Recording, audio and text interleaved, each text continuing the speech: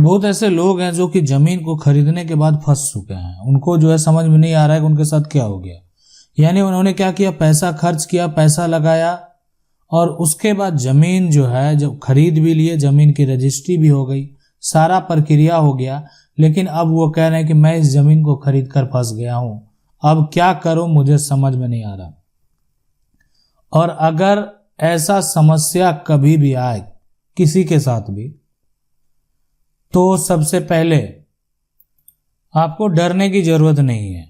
कि इसलिए कि मान लेते हैं कि इस जमीन का जो विक्रेता है, उस विक्रेता के द्वारा अगर धोखा दिया गया है तो आपको घबराना नहीं है। उस विक्रेता के ऊपर जो है ना, आपको आईपीसी का कुछ सेक्शन जरूर लगवा देना। जैसे आईपीसी की जो धारा है 420, इसलिए कि धोखा तो दिया है। धारा आप चाहे तो 467 भी लगवा दें, धारा जो है 468 भी लगवा दें। और ये सभी जो धाराएं हैं ये तभी लगाए जाते हैं जबकि आपके साथ कोई भी फर्जीवाड़ा हुआ हो।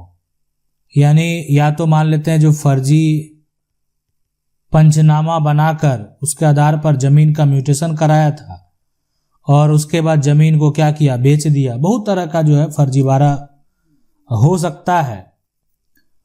या मान लेते हैं यहाँ पर देखा जाए तो अगर जो विक्रेता है, यहाँ पर जमीन विक्रेता की अगर हम बात करेंगे, ठीक है, अगर कोई जो है फर्जी तरीके से अगर जमीन को बेचता है, अब ये सभी जो समस्याएं हैं, ठीक है, कोई भी अगर फर्जी तरीके से जमीन को अगर क्या करता है, बेचता है, तो आपको आपका पूरा पैसा वापस मिलेगा। घबराने की जरूरत नहीं है।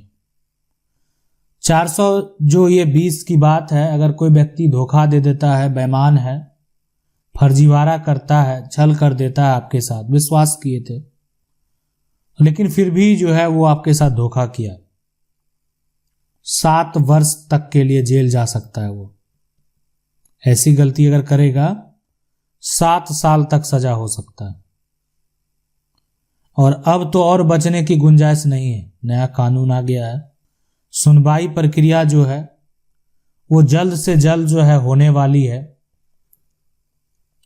तो ये यहां पर, क्योंकि अब जो कानून है वो कानून है भारतीय न्याय संहिता, है ना, भारतीय न्याय संहिता। यानी अब जो प्रक्रिया होने वाला है, इस तरह से फर्जीवाड़ा करने वाले जो हैं, धोखा देने वाले जो हैं, इस प्रकार के क्राइम करने वाले हैं, उसको जल्द से जल्द सजा मिलेगा।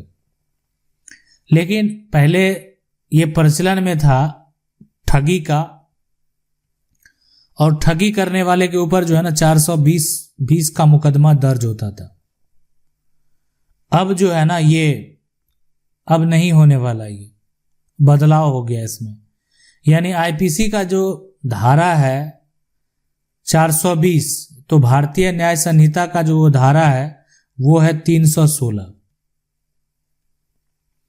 तो कुछ ना कुछ डिफरेंस जो है वो आपको देखने को मिलेगा।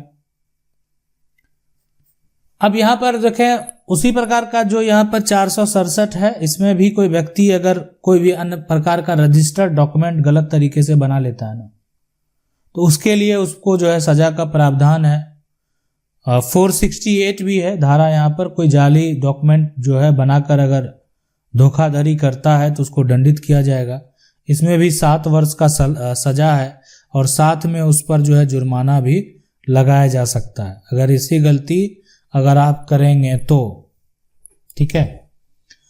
अब यहाँ पर जो समझना है और जानना ये बेहद जरूरी है कि इस प्रकार के मामले में क्या होगा अब, इसलिए कि पहले क्या होता था, अब क्या होगा। देखें, सबसे पहले अगर मान लेते हैं कोई भी विवाद अगर हुआ, कोई भी अगर आप पर आरोप लगा, तो जो आरोप पत्र है दाखिल करने का प्रक्रिया और उसके बाद जो जांच करने का प्रक्रिया है वो बहुत ज्यादा का समय नहीं दिया जाएगा, है ना। यानी अगर बहस जो है, बहस मान लेते कोर्ट में हो गया तो 30 दिन के भीतर जो है ना फैसला सुनाना ही पड़ेगा अब कोर्ट में। यानी आपको जो सजा होना है अब जल्द से जल्द मिल जाएगा। गलती करेंगे, फर्जीवाड़ा करेंगे, इसलिए कि सिर्फ 90 डे यानी आप कह सकते हैं 3 महीने का समय है, जो मान लेते हैं जो आपके बारे में जो शिकायत दिया गया है उसकी जांच करने और उससे संबंधित जो भी आरोप पत्र है दाखिल करने। उसके बाद जब कोर्ट का जो प्रक्रिया है, ठीक है, विशेष देखें बहुत सारी परिस्थिति, बहुत सारी सिचुएशन के आधार पर ऐसा नहीं है कि डेट जो इंक्रीज नहीं करेगा, लेकिन अब जो है ना पहले जो समय लगता था अब वो नहीं लगने वाला। आपके केस का निपटारा अब जल्द से जल्द होने वाला है और आप बच नहीं सकते अगर आप ऐसी गलती करेंगे तो। अगर आप किसी को धोखा देते हैं, किसी के साथ फ्रॉड करते हैं, किसी के साथ जालसाजी करते हैं और गलत तरीके से आप कागजात बनवा लेते हैं, आपको पता है कि ये करना गलत है, फिर भी आपने ऐसा किया तो ये अपराध है। आपको जेल तो जाना पड़ेगा ही, साथ में आपके ऊपर जो है जुर्माना भी लगाया जाएगा, वो भी आपको भरना पड़ेगा। देखें अब जो बदलाव किया गया है अभी के समय में, जो कानून है उसमें सबसे पहले जो आप सबूत देते थे जिसको आप बोलते हैं साक्ष्य, और वो सबूत में आप पहले क्या देते थे, अभी वर्तमान में आप क्या देंगे, इसमें बदलाव किया गया है। यानी आप कह सकते हैं कि जो सबूत है, आपको क्या क्या सबूत आप पेश कर सकते हैं इसके बारे में वर्णन किया गया है। वो पुलिस की ओर से हो या दस्तावेज में हो या केस डायरी हो या चार्जशीट हो, जो भी है उसमें जो है जो परिवर्तन किए गए हैं वो क्या है, वो हम आपको जरूर डिटेल से बताएंगे ताकि आप इसको समझ सकते हैं। इसलिए इस जमीन को खरीदकर आप अगर फंस गए हैं तो थोड़ी सी परेशानी हुई है, लेकिन आपके साथ न्याय जरूर होगा, और न्याय तभी होगा जब उस व्यक्ति के ऊपर आप इन सभी धाराओं के साथ केस फाइल करेंगे जो आपको धोखा दिया है। अगर आपको धोखा दिया है तो उसको सजा भी मिलेगा। देखें साथ साथ जो है आप संपर्क करेंगे जो आपके आसपास में वकील हैं, और आपका जो पैसा इन्वेस्ट हुआ है उसको आप रिकवर करना चाहते हैं तो उसके रिकवरी के लिए भी केस फाइल करेंगे।